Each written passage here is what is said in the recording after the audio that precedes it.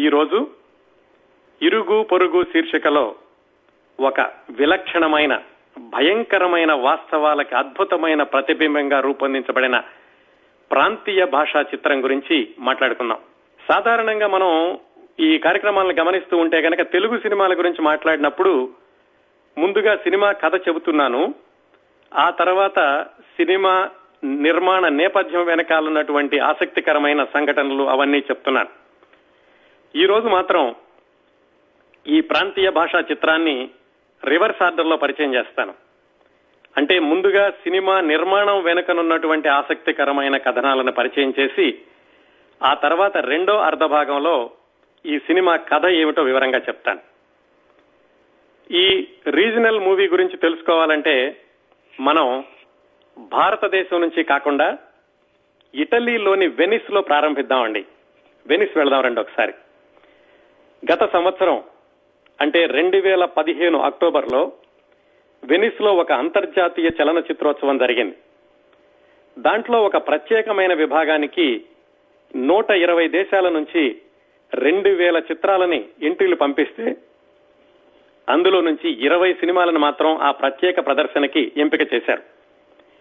ఆ 20 సినిమాల్లో భారతదేశం నుంచి ఎంపికైనటువంటి ఒకే ఒక్క చిత్రం, అది కూడా ప్రాంతీయ భాషా చిత్రం, తమిళ సినిమా. ఈ తమిళ సినిమాకి కూడా ఈ ప్రత్యేకమైనటువంటి అంతర్జాతీయ పోటీలకి ఎంపిక అవ్వడం అనేది తమిళ సినిమా రంగానికి కూడా ఇదే మొట్టమొదటిసారి. అంతటి అరుదైన గుర్తింపు పొందిన ఆ తమిళ సినిమా ఆ వెనిస్ లోని అంతర్జాతీయ చలనచిత్రోత్సవాల్లో ప్రదర్శించాక దాని నిడివి దాదాపుగా 2 గంటలండి. కరెక్ట్ గా చెప్పాలంటే 1:57 ఉంటుంది. ఆ 2 గంటల ప్రదర్శన పూర్తయ్యాక అక్కడ ప్రేక్షకులంటే ఎవరు? తమిళ ప్రేక్షకులు కాదు, వివిధ దేశాలకి చెందినటువంటి అంతర్జాతీయ ప్రేక్షకులు. వాళ్ళు ఆ సినిమా ప్రదర్శన పూర్తవగానే లేచి నిల్చుని 8.5 నిమిషాల సేపు ఆపకుండా కరతాళ ధ్వనులతో స్టాండింగ్ ఓవేషన్ ఇచ్చారు. ఆ ప్రదర్శనకి హాజరైనటువంటి ఆ తమిళ సినిమా యూనిట్ సభ్యుల్ని అక్కడే ఆహూతులకి పరిచయం చేసినప్పుడు వాళ్ళు ఆ సినిమా దర్శకుడితో ఏం చెప్పారంటే, ఈ సినిమా మీ దేశానికి మీ ప్రాంతానికి చెందింది మాత్రమే కాదు, ప్రపంచ వ్యాప్తంగా హరించబడుతున్న బలైపోతున్న మానవ హక్కుల గురించిన కథ, అధికారుల ముఖ్యంగా పోలీసు అధికారుల ఇనప పాదాల క్రింద అసహాయంగా నలిగిపోతున్న అభాగ్యుల కథ, మన చుట్టూ ఉన్న వ్యవస్థ ఇంత మురికిగా ఉందా, ఇంత భయంకరంగా ఉందా అన్న ఆలోచనల్ని మాలో రేకెత్తించారు. సినిమా జరుగుతున్నంతసేపు మేము నిశ్శబ్దంగా ఉండిపోయాం, సినిమా పూర్తయ్యాక కళ్ళ వెంబటే నీళ్లు ఆగలేదు అని వాళ్ళందరూ ఆ దర్శకుడికి చెప్పినప్పుడు ఆ దర్శకుడు ఏమన్నాడంటే, మా దేశంలో మా ప్రాంతంలో స్థానికంగా జరిగిన సంఘటనలతో రూపొందించిన ఈ సినిమా వేల మైళ్ల దూరాన ఉన్న మిమ్మల్ని అందరినీ ఇంతగా కదిలించిందంటే దీనికి కారణం దీని మూల కథకుడు అని ఆ కథ రాసినటువంటి వ్యక్తిని పరిచయం చేశారు. అతన్ని కూడా భారతదేశం నుంచి వెనిస్ ఈ చలనచిత్రోత్సవాలకు తీసుకెళ్లారు. ఆ మూల కథ రచయిత అతి సాధారణమైన ఆటో డ్రైవర్. ఆ ఆటో డ్రైవర్ ని ఈ వెనిస్ లో చలనచిత్రోత్సవం ముగిశాక అక్కడి ప్రసార సాధనాలన్నీ, టీవీలు అలాంటివన్నీ కూడా ఇంటర్వ్యూ చేసి పరిచయం చేశాయి. ఆ ఆటో డ్రైవర్ చదువుకున్నది కూడా 10వ తరగతి తప్పాడు అంతే ఆయన. మరి తమిళ సినిమా భాషలోని ఒక్క ముక్క అర్థం కాని విదేశీయుల్ని సైతం అంత తీవ్రంగా కదిలించిన ఆ సినిమా కథ ఏమిటి, అసలు ఆ కథ రాయాలన్నటువంటి ఆలోచన కానీ ఆ శక్తి కానీ ఆటో డ్రైవర్కి ఎలా వచ్చింది, ఆ రాసేటటువంటి సందర్భం ఎలా వచ్చింది, ఇలాంటివన్నీ తెలుసుకోవాలంటే ముందుగా మనం ఆ ఆటో డ్రైవర్ గురించి తెలుసుకోవాలి. ఆయన గురించి తెలుసుకోవడానికి తమిళనాడులోని కోయంబత్తూరు వెళదాం రండి. తమిళనాడులోని కోయంబత్తూరు, అక్కడ ఆ కోయంబత్తూరు పరిసరాలతోటి, ఆ కోయంబత్తూరు నగరంతో పరిచయం ఉన్న వాళ్ళకి తెలిసే ఉంటుంది. హోప్ కాలేజ్ అని ఒక కాలేజ్ ఉంది. అది గవర్నమెంట్ టెక్నికల్ ఇంజనీరింగ్ కాలేజ్ లాంటిది. ఆ కాలేజీ పక్కనే జీవా ఆటో స్టాండ్ అని ఈ ఆటో రిక్షాలన్నీ ఆగి ఉంటాయి. అక్కడికి వెళ్లి చంద్రన్ అని గాని, ఆటో చంద్రన్ అని కానీ, లాకప్ చంద్రన్ గాని ఎవరిని అడిగినా కానీ చెప్తారు. ఆటో చంద్రన్ అసలు పేరు ఎం చంద్రకుమార్. ప్రస్తుతం ఆయన వయసు 54 సంవత్సరాలు. నెలకి 12,000, 15,000 అలా వస్తూ ఉంటుంది ఆదాయం ఆ ఆటో నడపడం వల్ల. తల్లి, భార్య, ఒక కూతురు, ఇది ఆయన కుటుంబం. వృత్తిని చాలా పవిత్రంగా, దైవంగా భావిస్తూ ఆటో నడుపుతూ జీవనం సాగిస్తున్నాడు ఆయన. ఇప్పుడు కాదండి, గత 30 సంవత్సరాలుగా. పొద్దున్నే 8 గంటలకల్లా ఆటో స్టాండ్కి వస్తాడు. అప్పటికే యోగా అలాంటివన్నీ ముగించుకుని ఆయన ఆటోలో ఎక్కితే ఆయన సీటు వెనకాల చాలా పుస్తకాలు కనిపిస్తాయి, తమిళ భాషలో ఉన్నటువంటి ప్రింటెడ్ పుస్తకాలు. ప్రింటెడ్ పుస్తకాలతో పాటుగా కొన్ని మాన్యుస్క్రిప్ట్లు కూడా కనిపిస్తాయి. ఆయన రాస్తూ రాస్తూ మధ్యలో ఆపేసినటువంటి పుస్తకాలు ఇలాంటివన్నీ. ఎప్పుడు రాస్తా ఉంటాడంటే ఆయన ఇంటి దగ్గర రాయడండి. ఈ ఆటో కోసం వెయిట్ చేస్తున్నప్పుడు, ప్రయాణికుల కోసం వెయిట్ చేస్తున్నప్పుడు, ట్రిప్ కి మధ్యలో ఆయన వేచి చూస్తున్నప్పుడు, అలాంటి సమయంలో ఆయన పుస్తకాలు రాస్తూ ఉంటాడు. ఆయన చదువుకుంది కూడా 10th క్లాస్ లోపే అని చెప్పుకున్నాం కదా. ఇప్పటికే ఆయన తమిళంలో 6 పుస్తకాలు రాశారు. ఆ పుస్తకాలు కూడా ఏమిటి, మామూలు ఏవో నవలలు, కల్పించినటువంటి కథలు ఇలాంటివి కాదు. ప్రపంచవ్యాప్తంగా పెచ్చు పెరిగిపోతున్న ఉగ్రవాద నేపథ్యం గురించి ఒక పుస్తకం రాశాడు ఆయన. ఎవరు, ఈ ఆటో చంద్రకుమార్. అలాగే తమిళనాడులో కమ్యూనిస్టు నాయకుడు ఒక ఆయన ఉండేవాడు, జీవానందం అని. ఆయన జీవిత చరిత్రని కథగా రాశాడు. ఆ ఆటో చంద్రన్ రాసినటువంటి నవల లాకప్. ఇవన్నీ తమిళంలో ఉన్నాయండి. అదిగో వెనిస్ లో అంతర్జాతీయ ప్రేక్షకుల్ని సైతం కదిలించినటువంటి ఆ తమిళ సినిమాకి మూలమైనటువంటి కథ ఈ ఆటో చంద్రన్ రాసిన లాకప్ అనే నవల నుంచి తీసుకోబడింది. ఈ లాకప్ పుస్తకం 160 పేజీలు ఉంటుంది. ఇంకా ఇంగ్లీష్ లోకి వచ్చినట్లేదు, తమిళంలోనే ఉందండి అది. ఆ పుస్తకానికి జస్టిస్ కృష్ణ అయ్యర్ ఆధ్వర్యంలోని మానవ హక్కుల సంస్థ దానికి ప్రత్యేకమైనటువంటి బహుమతినిచ్చింది. ఏం బహుమతి అంటే best documentation of human rights violation అని. ఇదంతా జరిగిందంటే ఈయన పుస్తకం రాయడం, ఆ పుస్తకానికి అవార్డు రావడం, ఇదంతా 10 సంవత్సరాల క్రిందట 2006లో జరిగింది. అసలు ఈ లాకప్ అనే పుస్తకంలో ఏముంది, పేరు చదువుతుంటే కొంతవరకు తెలుస్తుంది అనుకోండి ఏముంటుంది అనేది. ఇంకా వివరాల్లోకి వెళ్లాలంటే ఆ పుస్తకంలో ఏముంది, అసలు ఆ పుస్తకం రాయాలని ఈ చంద్రకుమార్ ఆటో చంద్రన్కి ఎలా అనిపించింది, మరికొంచెం వెనక్కి వెళ్లాలండి. అంటే ఇప్పటి నుంచి ఒక 30 సంవత్సరాల వెనక్కి 1980 ప్రాంతాల్లో మన గుంటూరుకి వెళ్ళాలి. గుంటూరుకి వెళ్ళడానికి ముందు ఒకసారి కోయంబత్తూరు పరిసర ప్రాంతాలు చూసి తర్వాత గుంటూరు వెళ్దాం. ఈ చంద్రకుమార్ ప్రస్తుతం 54 సంవత్సరాలు అనుకున్నాం కదా. ఆయన 1962లో పుట్టారు. వాళ్ళ నాన్నగారు వాళ్ళందరూ కూడా సాధారణమైనటువంటి వ్యవసాయ కుటుంబం. కోయంబత్తూరు దగ్గరలో ఏదో ఒక చిన్న పల్లెటూరు లాంటి చోట్ల వ్యవసాయం చేసుకుంటూ ఉండేవాళ్లు. వ్యవసాయంలో బాగా నష్టం వచ్చింది వాళ్ళ నాన్న వాళ్ళకి. దాంతో ఆయన కుటుంబాన్ని తీసుకుని బ్రతుకుదామని దగ్గరలో ఉన్నటువంటి సిటీ కోయంబత్తూరు వచ్చారు. మనం చెప్పుకుంటున్నటువంటి చంద్రకుమార్ ఆటో చంద్రన్ ఇదంతా 1980 ప్రాంతాల్లో. ఆయన 10th క్లాస్ ఫెయిల్ అయ్యాడు. పెద్దగా ఏం పని చేసేవాడు కాదు. ఇంట్లో అమ్మా నాన్నలందరూ కూడా కొంచెం కాస్త దండించడం మొదలు పెట్టారు. ఏమిట్రా మరి నువ్వేం చదువుకోవటం లేదు, మన కుటుంబం అంతా చాలా కష్టాల్లో ఉంది, ఇలాగైతే ఎలాగని ఏదో దండించారు. దాంతో ఆయన ఇంట్లో నుంచి పారిపోయాడు. అప్పుడు ఆయన వయసు 20 సంవత్సరాలు. అంటే ఇది 1982, ఇంకా 19 సంవత్సరాలు అనుకుంటానండి, 1981 ప్రాంతంలో. ఇంట్లో నుంచి పారిపోయిన వాళ్ళు ఏం చేస్తారు ఆ సమయంలో? ఆ వయసులో ఉన్నవాళ్ళు ఎక్కడో దొరికింది తినడం, ఏవి దొరకపోతే గనక మంచినీళ్లు తాగే ఫుట్పాత్ మీద పడుకోవడం, అలాగా 1-2 సంవత్సరాలు గడిచింది. ఆ 1-2 సంవత్సరాల్లో చంద్రకుమార్ చిట్టుకోరిన్, మధురై, చెన్నై ఇలాంటి ప్రదేశాలన్నీ తిరిగాక చెన్నైలో ఉండగా, ఇంకా అప్పటికి మద్రాసే, ఎవరో చెప్పారు హైదరాబాద్ అనే ఒక ఊరుంది, అది ఇంకా బాగుంటుంది, అక్కడ అన్ని భాషలు మాట్లాడతారు, అక్కడికి వెళితే ఇంకా ఎక్కువగా నీకు ఉపాధి దొరుకుతుందని ఎవరో ఆయనతో పాటుగా ఉన్నవాళ్ళు, ఆ రోడ్డు మీద తిరిగేవాళ్ళు ఎవరో చెప్పారు. దాంతో హైదరాబాద్ వెళదామని ఆ 82 ప్రాంతంలో మద్రాసులో రైలు ఎక్కాడు. రైలు ఎక్కాక హైదరాబాద్ ఎలా ఉంటుందో తెలీదు, ఎంత దూరంలో ఉంటుందో తెలీదు. పైగా ఇల్లు వదిలేసి వచ్చే సంవత్సరం పైగా అయింది. ఆ హైదరాబాద్ రైలు విజయవాడ ప్రకాశం బ్యారేజ్ మీదుగా వెళుతుంటే రాత్రిపూట ఆ బ్యారేజ్ అది చూసి చాలా అందంగా ఉంది అని అక్కడ దిగిపోయాడు. ఆ ప్రకాశం బ్యారేజ్ దగ్గర దిగిపోయి అలా నడుచుకుంటూ అట్లా వెళుతూ గుంటూరు దగ్గరలోనో లేకపోతే గుంటూరులోనో ఒక హోటల్లో ఏదో ఒక చిన్న పని కుదుర్చుకున్నాడు. సాధారణంగా ఇంట్లో నుంచి పారిపోయిన పిల్లలందరికీ కూడా అతి తేలిగ్గా దొరికే ఉపాధి ఏమిటంటే ఏదో ఆ రోడ్డు పక్క హోటల్లోనో ఎక్కడో పని చేయడం. అక్కడే భోజనం పెడతారు, రాత్రిపూట అక్కడే పడుకోవచ్చు. ఆ హోటల్ వాళ్ళకు కూడా ఏమిటంటే రోజంతా అక్కడే పడి ఉంటాడు కాబట్టి పని చేస్తుంటాడు, భాషతో కూడా పెద్దగా సంబంధం లేదు.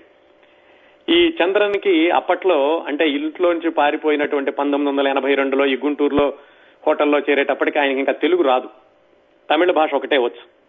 సరే అక్కడ హోటల్లో చేరాడు. ఆ ఉదయం నుంచి సాయంకాలం వరకు రాత్రి వరకు పని చేస్తూనే ఉన్నాడు, అక్కడే పడుకుంటున్నాడు. ఆ క్రమంలో ఆయనకి ఇంకో 3 తమిళ యువకులు కూడా పరిచయం అయ్యారు. 4 తమిళ కుర్రాళ్లే. ఈ 4 కుర్రాళ్లు కలిసి 82 నుంచి ఆ హోటల్లో పనిచేస్తున్నారు. అలా 1 సంవత్సరం గడిచింది. 1983 ప్రాంతంలో ఒకసారి హోటల్కి వచ్చి పోలీసులు ఈ 4 తమిళ కుర్రాళ్ళని అరెస్ట్ చేశారు. ఎందుకు అంటే ఏమి చెప్పలేదు. మొత్తానికి స్టేషన్కి తీసుకెళ్లి గుంటూరులో ఒక దొంగతనం జరిగింది, ఆ దొంగతనం మీరే చేశారు అని ఈ తమిళ కుర్రాళ్ల మీద అభియోగం. వాళ్ళే మాకేం తెలియదు మొర్రో, మేమేదో హోటల్లో పని చేసుకుంటున్నాం, మాకు తెలుగు భాష కూడా రాదు అని వాళ్ళు ఏదో తమిళంలో చెప్తున్నా పోలీసులు వినలేదు. 13 రోజుల పాటు ఈ 4 తమిళ కుర్రవాళ్ళని 10x10 రూమ్ లో, అంటే చిన్న గది ఊహించుకోండి, ఈ 4 కాకుండా ఇంకా అంతకుముందు పోలీసులు పట్టుకొచ్చినటువంటి నేరస్తులు అనబడే వాళ్ళు కూడా కొంతమంది ఉన్నారు. వీళ్ళందరినీ ఆ చిన్న రూమ్ లో వేసి పశువులను కొట్టినట్టుగా కొట్టారు 13 రోజుల పాటు. ఎందుకు నేరం ఒప్పుకోండి అని. వీళ్ళేమో మాకు తెలియదు మొర్రో అంటున్నారు. అలా 13 రోజుల పాటు హింసించాక 5 నెలల పాటు జైల్లో కూడా వేశారు. అన్ని రోజుల తర్వాత అంటే 5 నెలలు కూడా అయిపోయాక వాళ్ళు మాకు ఇంకా ఆధారాలు దొరకలేదని అప్పుడు వదిలేశారు. ఇంకా ఆ భయంకరమైనటువంటి చిత్రహింసల్ని వాటన్నిటినీ తట్టుకుని 5 నెలలు అయిపోయాక జైల్లో నుంచి బయటకు వచ్చాక వాళ్ళు ఇక మాకు వద్దురా బాబు ఇక్కడెందుకు అనుకుని మన దేశం మనం వెళ్ళిపోదాం అనుకుని ఆ 4 పిల్లలు కలిసి మళ్ళీ తమిళనాడు వెళ్ళిపోయారు. తమిళనాడు వెళ్ళిపోయి మళ్ళా కలిసి ఉంటే కనుక ఎక్కడ పట్టుకుంటారో పోలీసులని ఎవరిదోవరన వాళ్ళు విడిపోయారు. ఆ విడిపోయిన వాళ్లలో మన చంద్రన్ కోయంబత్తూరు వెళ్ళిపోయాడు. తెలిసింది ఆ ఊరే కాబట్టి. అది 1984లో కోయంబత్తూరు వెళ్ళిపోయి అప్పటి నుంచి బుద్ధిగా ఆటో నడుపుకోవడం ప్రారంభించాడు. ఆయన చదువుకున్నది 10th క్లాస్ కూడా పాస్ అవ్వలేదు, కానీ పుస్తకాలు చదవడం బాగా అలవాటు. దాంతో పుస్తకాలు చదివే అలవాటుతోటి పుస్తకాలు రాయాలి అనేటటువంటి ఆలోచన కూడా ఎప్పుడు వచ్చిందో కానీ రాసేటటువంటి అలవాటు చేసుకున్నాడు.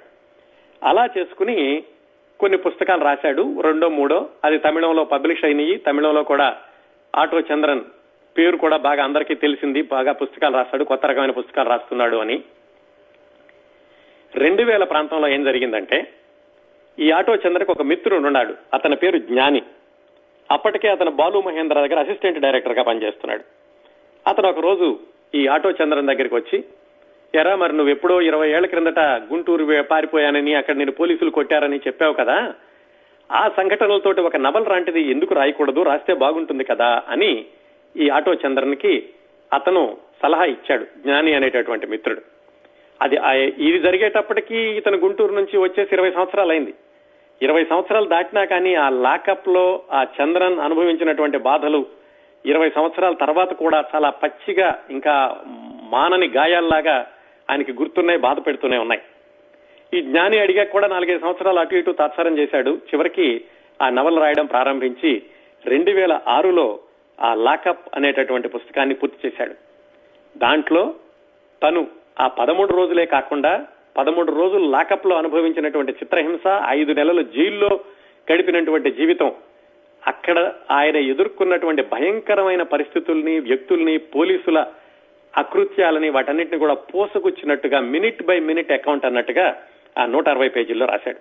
అదిగో అందుకే దానికి best documentation of human rights violation అనే అవార్డు జస్టిస్ కృష్ణ అయ్యర్ ఆధ్వర్యంలోని మానవ హక్కుల సంస్థ ఇచ్చింది. ఇంకా దాంట్లో ఎంత వివరంగా రాశాడు అనేది మనం తమిళం చదివేటటువంటి అవకాశం ఇప్పుడు లేదు కాబట్టి తమిళం చదివే అవకాశం లేని వాళ్ళకి ఇదిగో ఈ దానిని ఆధారం చేసుకున్నటువంటి సినిమా చూస్తే తెలుస్తుంది ఆయన ఎంత తీవ్రంగా రాశాడు అనేది.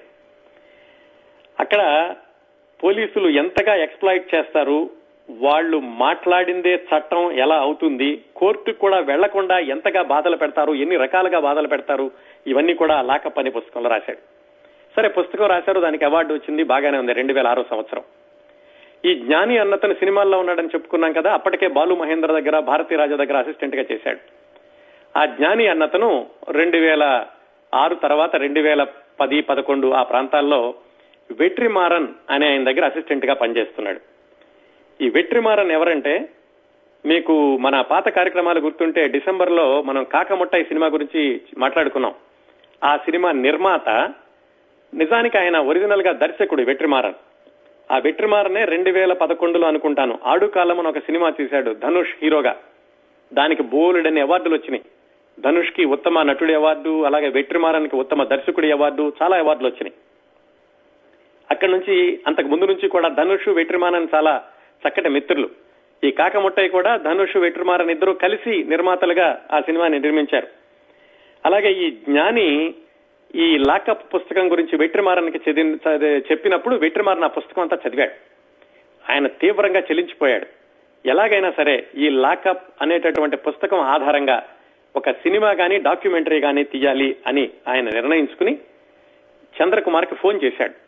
ఊహించుకోండి, కోయంబత్తూరులో ఆటో స్టాండ్ లో ఉన్నటువంటి ఒక ఆటో డ్రైవర్ కి ప్రముఖమైనటువంటి తమిళ దర్శకుడి నుంచి ఫోన్ కాల్ వచ్చిందంటే ఆయన ఎలాగా భావించి ఉంటాడు.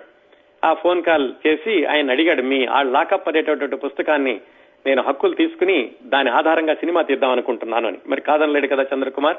ఆ విధంగా ఈ సినిమాకి పునాది పడింది.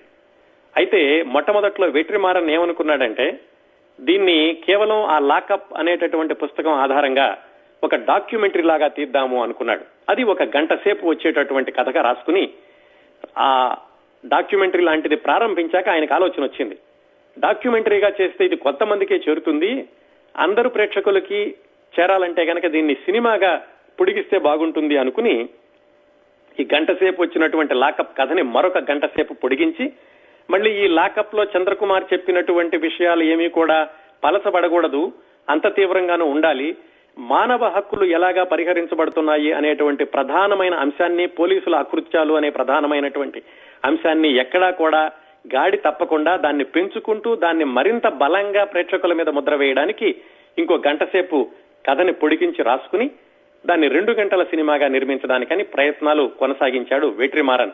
ఇదంతా 2014లో జరిగిందండి. ఆ సినిమా తీస్తున్నప్పుడే ధనుష్ ని కూడా అడిగినప్పుడు ధనుష్ కూడా ఆ సినిమాలో పార్ట్నర్ గా చేరాడు ఇది నిర్మించడానికి. ధనుష్ చాలా మెచ్చుకోదగినటువంటి ఆయన నటుడండి, హీరో. ఇప్పటికీ అంటుంటాడు, నేను హీరోని కాదు, నాలో హీరో అవ్వాల్సిన లక్షణాలు ఏమీ లేవు, మీరు అందరూ అంటున్నారు కాబట్టి నేను హీరోగా మీరు అంగీకరిస్తున్నారు అని. అమితాబ్ బచ్చన్ లాంటి నటుడి సరసన నటించిన ధనుష్ ఆయన చేస్తున్నటువంటి ప్రయోగాలకి చాలా అభినందించి తీరాలి. ఆయన ఇదిగో ఈ వెట్రిమారన్ ఈ లాకప్ అనేటటువంటి నవల ఆధారంగా తీస్తున్నటువంటి సినిమాలో పెట్టుబడి పెట్టడానికి ముందుకొచ్చాడు. ఆ విధంగా మొదలైంది ఈ లాకప్ అనేటటువంటి సినిమా అనే నవల ఆధారంగా తమిళ సినిమా 2014లో మొదలైంది. ఇంతకీ సినిమా పేరు చెప్పలేదు కదా, చాలా మందికి తెలిసే ఉంటుంది ఈ పాటికి.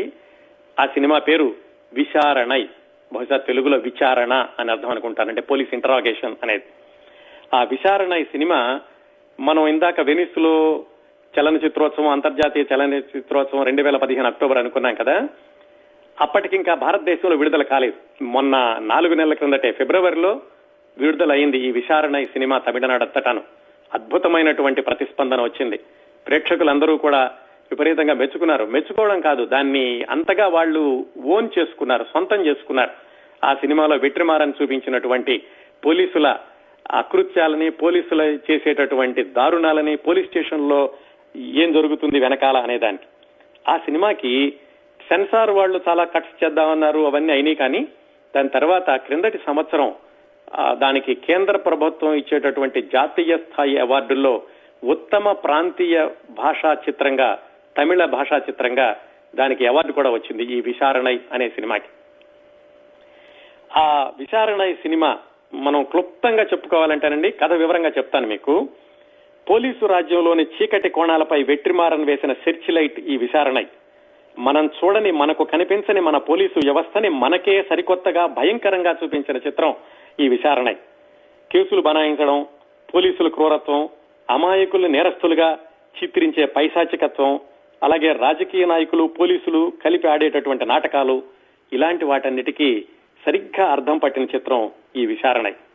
ఇది కేవలం భారతదేశంలో తమిళనాడులో లేదా గుంటూరులో జరిగినటువంటి పోలీసుల అకృత్యాలే కాదు, ప్రపంచంలో ఎక్కడ చూసుకున్నా కానీ పోలీసు వ్యవస్థలో ఇలాంటి సంఘటనలు జరుగుతూనే ఉన్నాయి, మానవ హక్కులు కాలరాయబడుతూనే ఉన్నాయి అనేటటువంటి సందేశం అంతర్జాతీయ ప్రేక్షకులకు చేరింది. కాబట్టే ఆ వెనిస్ చలనచిత్రోత్సవంలో అంతమంది అంత తీవ్రంగా కదిలిపోయారు ఈ విచారణ సినిమాని చూసి.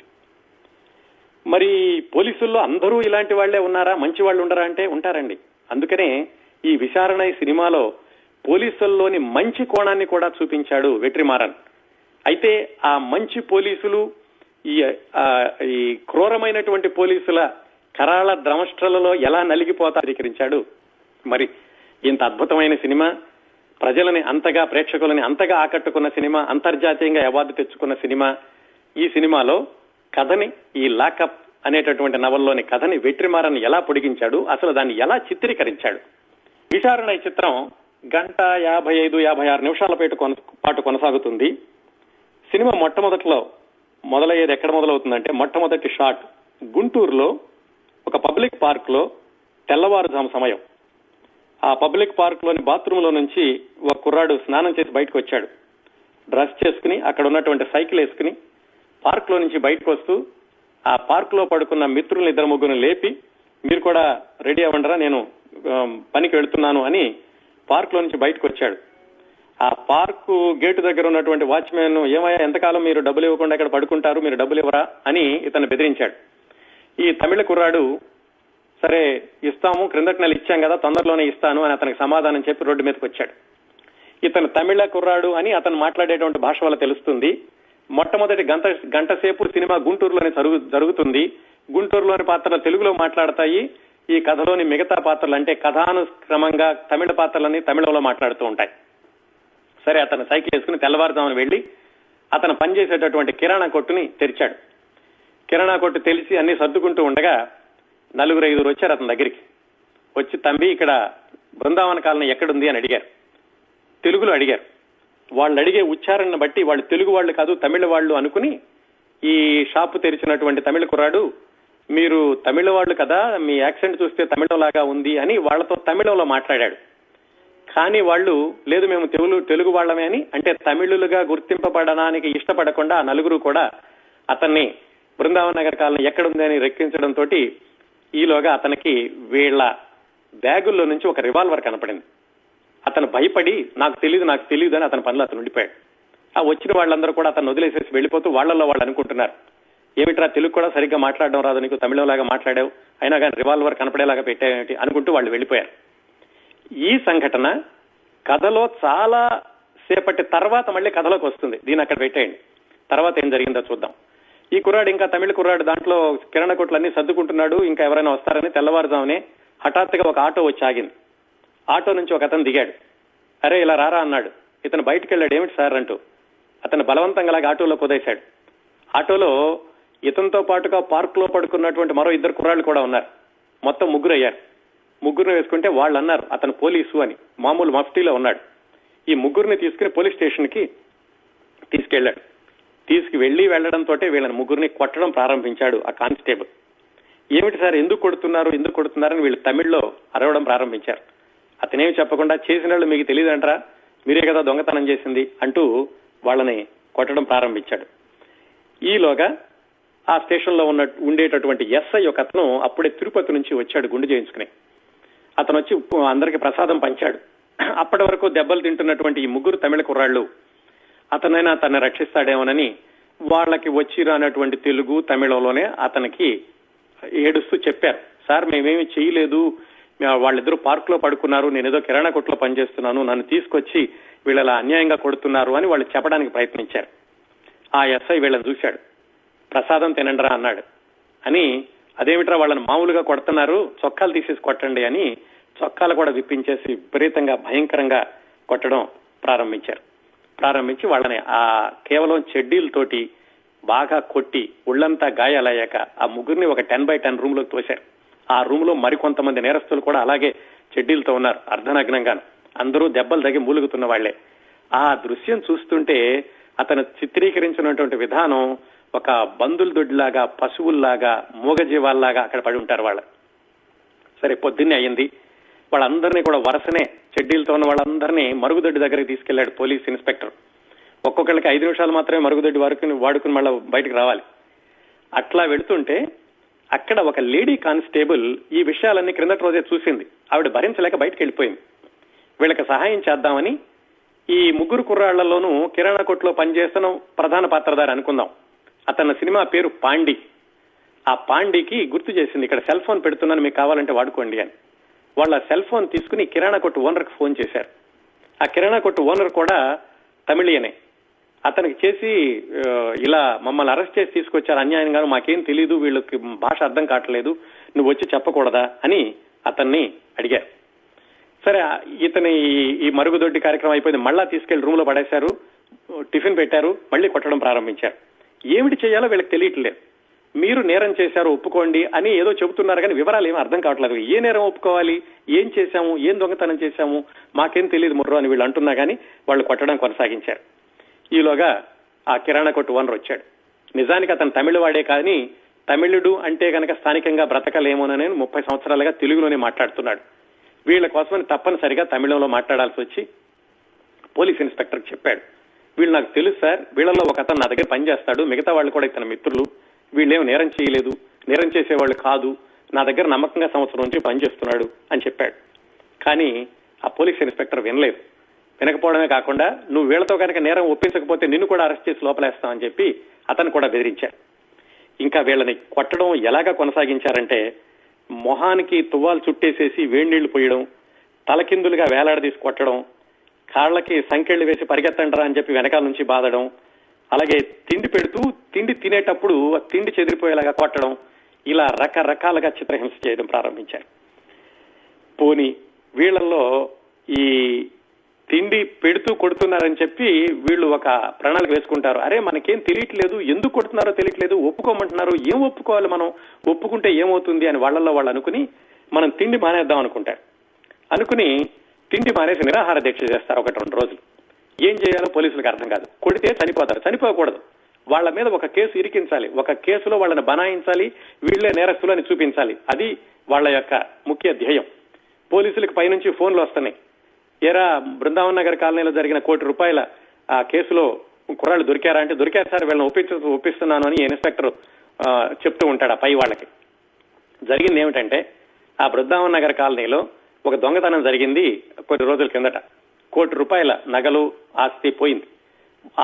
వాటిది ఆస్తిని రికవర్ చేసుకున్నారు కానీ నేరస్తులు దొరకలేదు. నేరస్తులు కావాలి, వీళ్ళకి కేసు క్లోజ్ చేయించాలంటే. నేరస్తులు ఎక్కడి నుంచి పట్టుకొస్తారు? ఇదిగో ఈ తమిళ కుర్రాళ్ళని, పార్క్ లో పడుకున్న వాళ్ళని, ఈ కిరాణా కొట్లో పనిచేసి అతన్ని తీసుకొచ్చి మీరే ఒప్పుకోండి అంటున్నారు. తమిళ వాళ్ళని ఎందుకు పట్టుకొచ్చారు? ఆ క్రిందటి రోజు రాత్రి ఈ ముగ్గురికి ఫ్రెండ్ అయినటువంటి ఇంకో కుర్రాడు అన్నాడు, అతను కూడా తమిళ కుర్రాడే. సినిమా చూసి వస్తుంటే అతను పట్టుకుని ఎక్కడి నుంచి వస్తున్నావురా అంటే అతను తమిళలో మాట్లాడడం ప్రారంభించేసరికి మీ మిత్రులు ఎవరున్నారని ఆ విధంగా ఈ ముగ్గురిని మొత్తం 4 వచ్చి లోపలేశారు.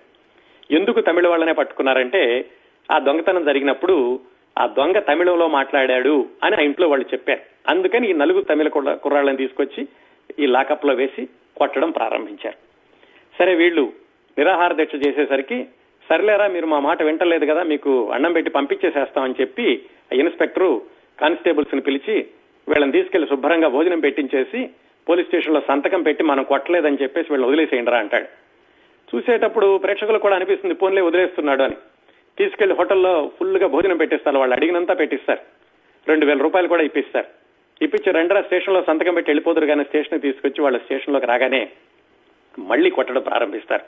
ఎరా మీరు అన్నం మానేస్తే కొట్టమనుకుంటున్నారా? ఇప్పుడు చూడు ఇంకో 3 రోజుల వరకు ఇలాగే కొడతాము, మీరు ఒప్పుకుంటారా లేదా, ఈ దొంగతనం మీరే చేశారని ఒప్పుకోండి అంటారు.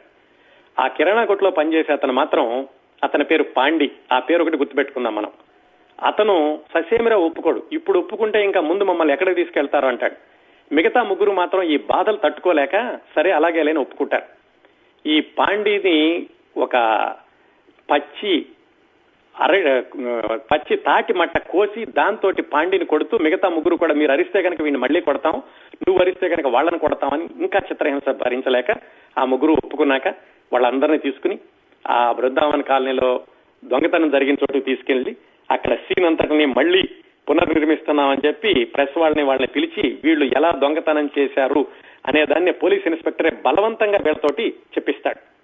అదంతా అయ్యాక వీళ్ళు 4 కోర్టుకు తీసుకెళ్తాడు. వీళ్ళు ఒప్పుకున్నారు సార్, వీళ్ళే దొంగతనం చేశారు దాంట్లోనూ ఆ బృందావన్ కాలనీలో అని చెప్తే మిగతా ముగ్గురు వాళ్ళు ఒక మాదిరిగా ఉంటారు. కానీ ఈ పాండి అన్న కుర్రాడు, కిరాణా కొట్లో పనిచేసిన కుర్రాడు మాత్రం ఒక్కసారిగా అరవడం ప్రారంభిస్తాడు. మాకేం తెలియదండి, వీళ్ళు బలవంతంగా తీసుకొచ్చారు మమ్మల్ని అని తమిళంలోనే అతను అరిచాడు. జడ్జి గారికి అనుమానం వచ్చింది. ఈ పోలీస్ ఇన్స్పెక్టర్ మీద కూడా జడ్జి గారికి అంతమంది కంప్లైంట్స్ ఉన్నాయి, ఇలాంటి పనులు చేస్తున్నాడని. జడ్జి గారికి అనుమానం వచ్చి వాళ్ళు ఏం మాట్లాడుతున్నారు తమిళంలో అంటే పోలీస్ ఇన్స్పెక్టర్ ఏం లేదు సార్, వీళ్ళందరూ అబద్ధాలు ఆడుతున్నారు, వాళ్లే దొంగతనం చేశారు అని అతను తప్పుగా వాళ్ళ మాటలను తెలుగులో చెప్పాడు.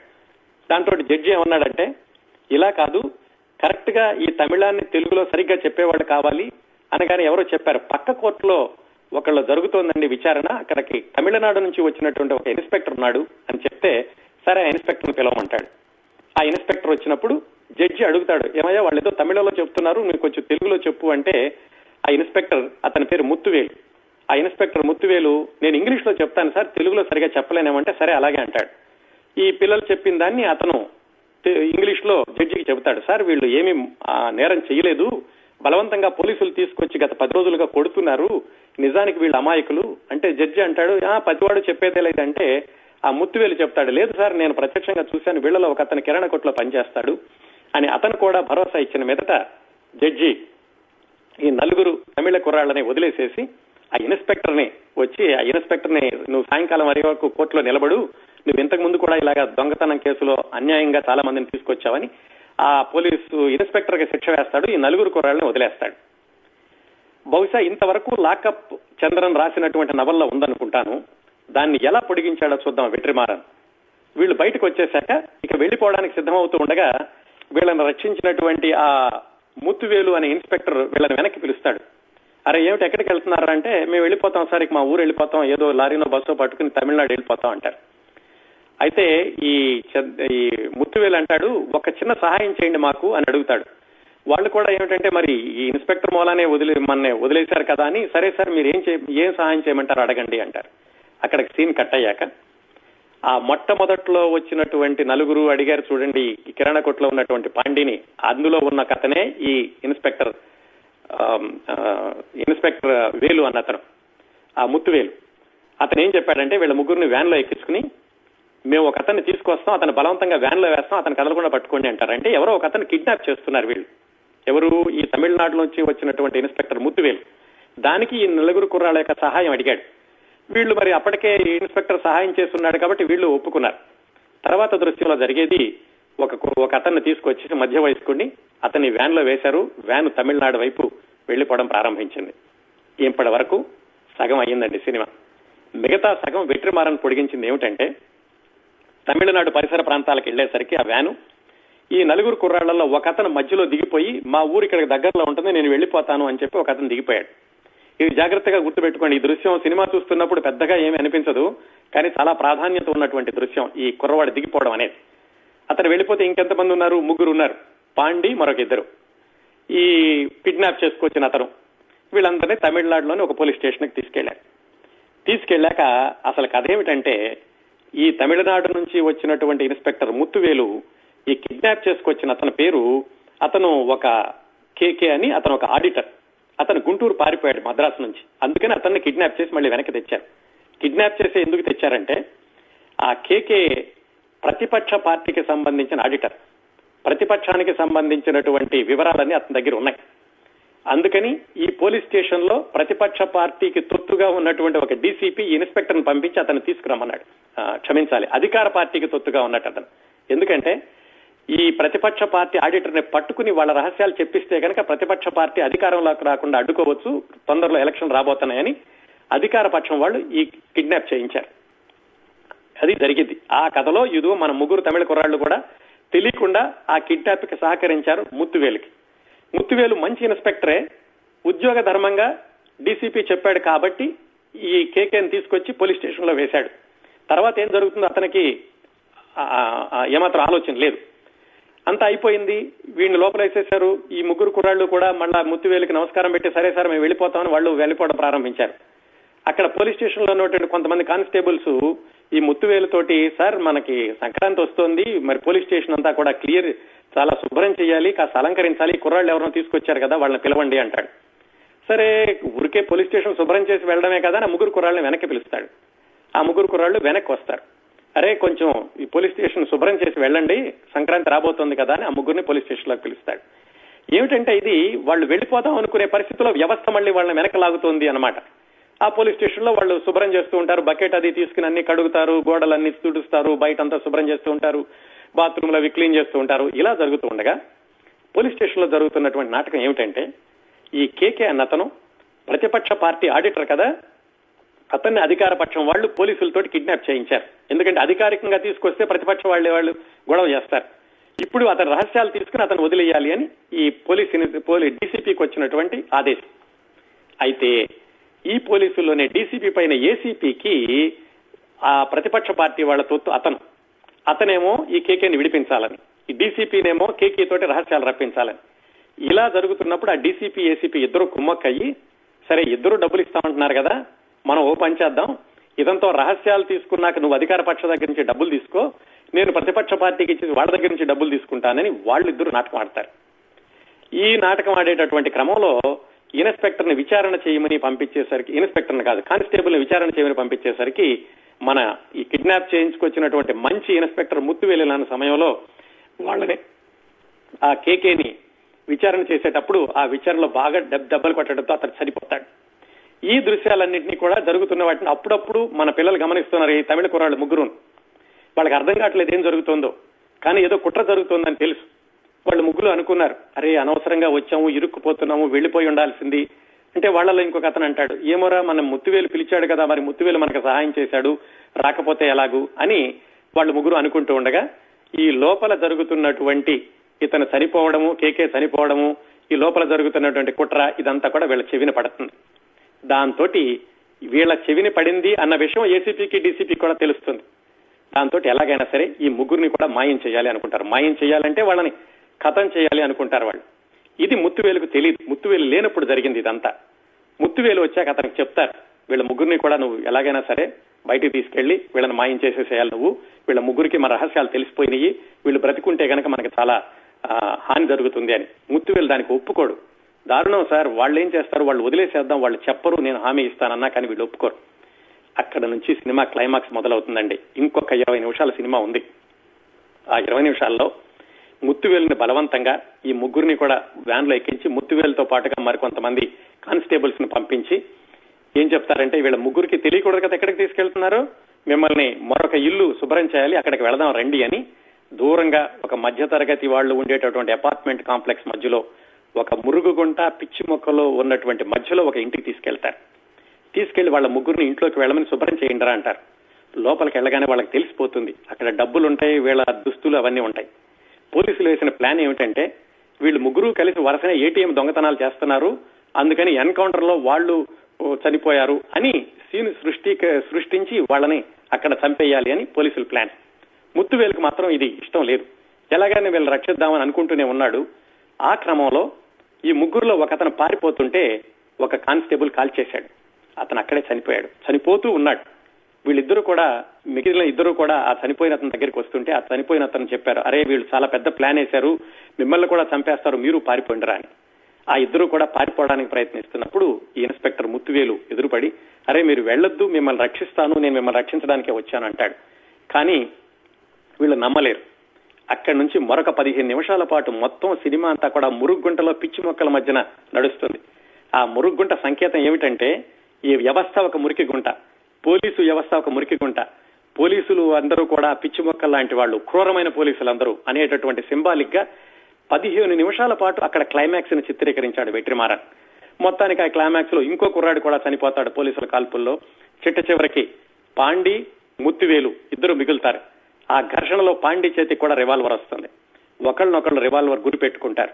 ముత్తువేలు చెప్తాడు, అరే పాండి నువ్వు అది పారేసి, నేను నిన్ను రక్షిస్తాను, నిన్ను ప్రెస్ దగ్గరికి తీసుకెళ్తాను, అందరికీ చెప్దు. కానీ అతను అంటాడు, మిమ్మల్ని ఎలా నమ్మాలి సార్, మమ్మల్ని రక్షించి తీసుకొచ్చి మమ్మల్ని అంతా కథం చేశారంటే, నేను కాదురా చేసింది, వేరే వాళ్ళు, మిమ్మల్ని ఎలాగా రక్షిస్తాడంటాడు. వీళ్ళిద్దరూ ఒకళ్ళనొకళ్ళు గురి పెట్టుకుంటూ ఉంటే ఈ ముత్తువేలు వెనకాల ఇంకో కానిస్టేబుల్ ఉన్నాడు ఈ రివాల్వర్ తోటి. అంతే, రివాల్వర్ పేలింది. 3 రివాల్వర్స్ లో ఏ రివాల్వర్ పేరిందో తెలీదు. స్క్రీన్ అంతా నల్లగా అయిపోయింది, సినిమా అయిపోయింది. ఆ వెనకాల వచ్చే మాటల్లో ఈ కానిస్టేబుల్ కి ఏసీపీ చెప్తాడు, ఇద్దరిని హతం చేసేసావు, రేపొద్దునే ప్రెస్ మీట్ పెట్టి పోలీసుల్ని వీళ్ళు ఎలాగా హతం చేశారు అని వాళ్ళ మీదకి వచ్చేలాగా నువ్వు ప్రెస్ లో రిలీజ్ చెయ్యని చెప్తాడు. అక్కడితో సినిమా అయిపోతుందండి. అప్పుడు ఆ మధ్యలో దిగిపోయినటువంటి మిత్రుడు ఒక అతను ఉన్నాడు కదా, అతన్ని చూపించి ఇతనే మిగిలిపోయినటువంటి చంద్రకుమార్, అతను రాసిన లాకప్ నవల ఆధారంగానే ఈ సినిమా చూపించామని చెప్పి ఆ చంద్రకుమార్ ఫ్యామిలీ ఫోటో చూపించి చంద్రకుమార్ వెనిస్ లో ఇచ్చినటువంటి ఉపన్యాసంతో సినిమా ముగుస్తుంది. ఇదండి కథ. ఎంత భయంకరమైనటువంటి దృశ్యాలని విపరీతంగా చిత్రీకరించే వెట్రిమారన్ కొంచెం హింస ఎక్కువగా ఉన్నట్లుంటుంది. కానీ ఆ పోలీసుల అకృత్యాలు అంతగా ప్రేక్షకుల్ని చేరాలి అంటే ఆ మాత్రం హింస అవసరమే అనిపిస్తూ ఉంటుంది. ఇది సరదా సినిమా కాదు, కాలక్షేపం సినిమా కాదు, ఇందులో కామెడీ లేదు, స్త్రీ పాత్రలు లేవు, డ్యూయట్స్ లేవు. కానీ భయంకరమైనటువంటి వాస్తవం ఉంది. మానవ హక్కులు ఎలాగా హరించబడుతున్నాయి, పోలీసులు ఎలాంటి అకృత్యాలు చేస్తున్నారు, కొంతమంది పోలీసులు, ఆ పోలీసుల చీకటి రాజ్యం మీద సెర్చ్ లైట్ ఈ విచారణ. అదండి విచారణ చిత్ర విశేషాలు.